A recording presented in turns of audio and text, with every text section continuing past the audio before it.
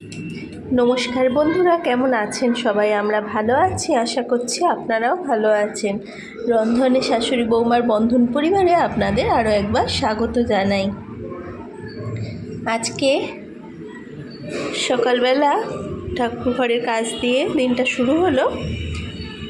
আজকে আপনাদের সাথে তাই গাছের ফুলগুলো একটু শেয়ার করলাম। মামনি তুললো সবে, কেমন লাগছে কমেন্ট করে জানাবেন। আজকে মামনির হাতে বাঁধাকপির একটা খুব সহজ অথচ দুর্দান্ত স্বাদের রেসিপি আপনাদের সাথে শেয়ার করব। চলুন রান্নাটা আমরা শুরু করি।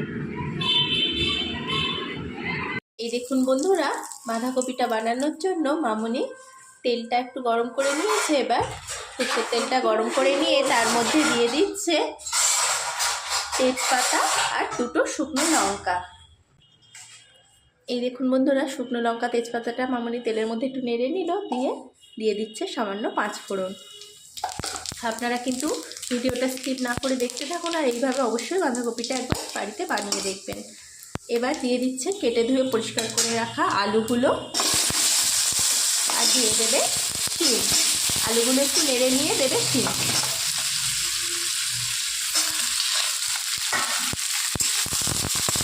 আলু মামনি একসাথে দিয়ে দিলে দিয়ে তেলের মধ্যে একটু হালকা করে নেড়ে নিচ্ছে। এবার এর মধ্যে দেবে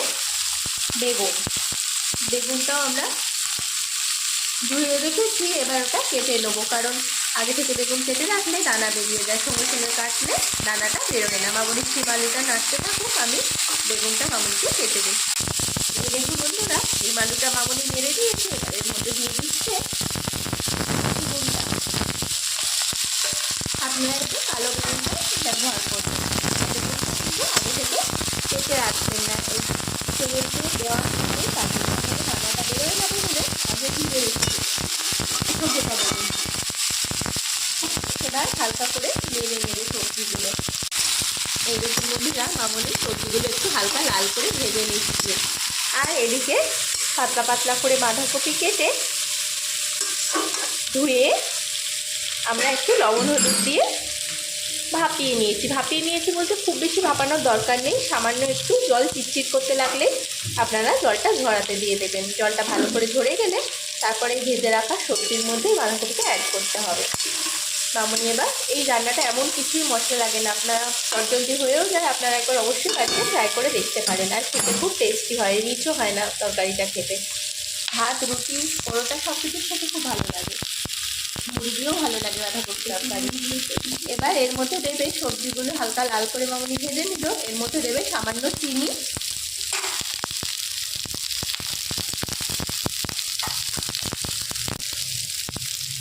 দিয়ে দিলে একটু চিনি, আর দেবে হলুদ গুঁড়ো। এতে কিন্তু হলুদ বা যে কোনো মশলাই খুব অল্প লাগে, বেশি মশলা দেওয়ার দরকার নেই, একটু হালকা হয় রান্নাটা খুব। মামনি এর মধ্যে হলুদ দিয়ে দিল। এবার দেবে লবণ। এবার পরিমাণ মতো লবণটা অ্যাড করে নেবে। এবার হলুদ আর লবণ আর চিনি দিয়ে সবজিটা আর একবার নেড়ে নেবে। তারপর দিচ্ছে, আপনারা দেখতে থাকুন।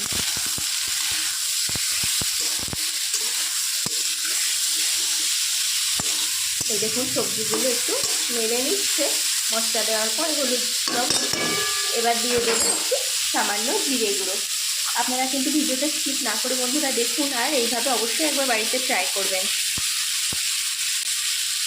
দেখুন মামনি একটু সামান্য একটু জিরে গুঁড়ো দিল, আর দিচ্ছে একটু ধনে গুঁড়ো, আর দেবে কাশ্মীরি লঙ্কা খুব সামান্য।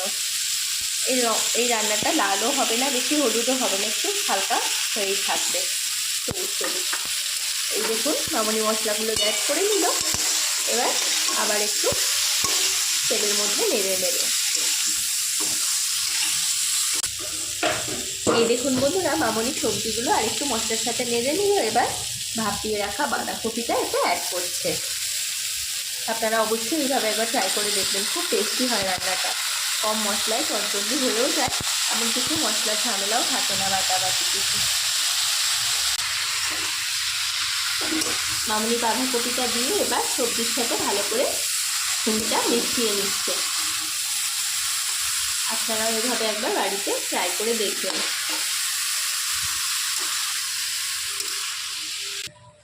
এই দেখুন বন্ধুরা, সবজিটা মামনি বাঁধাকপির সাথে ভালো করে মিশিয়ে নিল। এবার উপর থেকে দিয়ে দিচ্ছে কিছুটা টমেটো কুচি। টমেটোটা আপনারা অল্প অ্যাড করবেন, বেশি দিলে তরকারির টেস্টটা ভালো আসে না। যেহেতু কোনো মশলা সেরকম এতে পড়ে না, রান্নাটা হালকা হালকাই হয়, টমেটোটাও আপনারা আপনাদের বাঁধাকপি সবজির পরিমাণ অনুযায়ী অল্প করে দেবেন। এবার দিয়ে দিচ্ছে মামনি খুব সামান্য একটু জল।